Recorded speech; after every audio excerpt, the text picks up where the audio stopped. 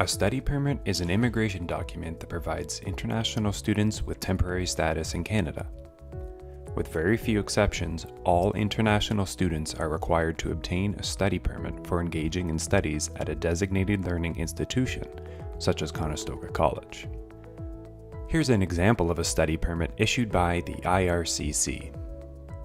Let's take a step-by-step look at all of the components of this document to help you understand the information it provides and what you need to know about important dates and conditions for your study and work eligibility while in Canada. Let's start at the top of the study permit document. Here's where your name and address appear on the study permit. Be sure to confirm these details are correct. This is where the document number is indicated. That starts with the letter F. Each study permit will have a document number associated to you specifically. This is the application number. That starts with the letter S. Each time you submit an application and IRCC begins to process the application, you will receive a new application number. All of the documents that relate to the same application will have the same application number. If you have different applications to IRCC, you will have different application numbers. Unique Client Identifier, UCI number, also known as your Client Identification Number, or Client ID. This is a unique number assigned specifically to you. It will not change. This UCI number will appear on all official documents and correspondence from IRCC.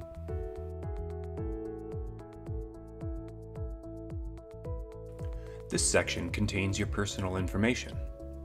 Remember to confirm that everything here is correct and accurate. Contact your international student advisor immediately if something in this section needs to be amended or corrected.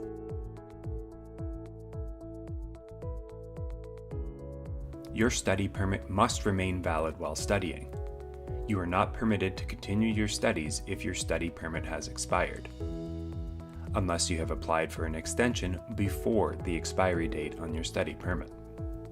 If you cannot complete your studies before the expiry date on your study permit, be sure that you apply for an extension before your study permit expires. If your study permit has expired and you have applied for an extension before the expiry date, you can continue with your studies.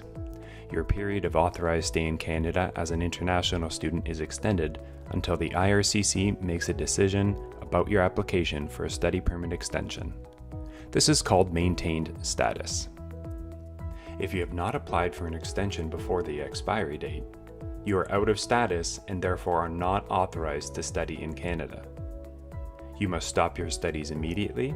You must now apply for restoration. Book an appointment with your ISA as soon as possible for more information and help on how to apply for this status restoration. You can only resume your studies when your status is restored. Study permit conditions and/or remarks and observations. Check for specific conditions and/or remarks here. If you're qualified to work on and/or off campus while studying, your study permit must have a work condition similar to this one. If your study permit does not have work conditions, or if you have any other concerns or questions, book an appointment with your ISA for clarification and to review your options. Reentry rules. This statement appears on all immigration documents. This stipulates that the study permit provides you with status in Canada, but it is not a travel document. If you leave Canada, you must have valid travel documents, passport and visa, or ETA, to re-enter the country upon your return.